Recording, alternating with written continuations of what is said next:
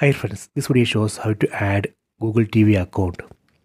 Go to settings, set settings icon from top right corner.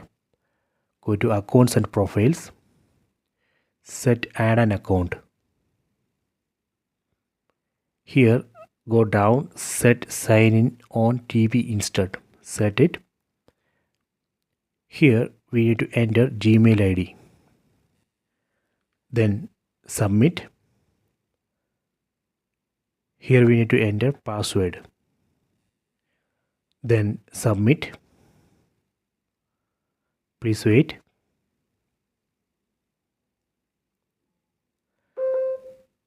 So here we need to enter the code, 6-digit verification code.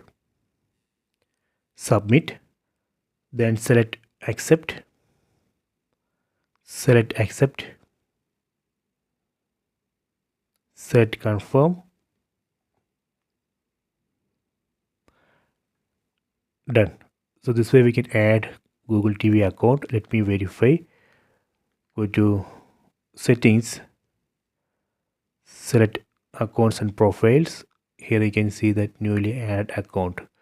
So this way we can add Google TV account. Please try this. I hope you have enjoyed this video. Please subscribe this channel. Please like and share the video.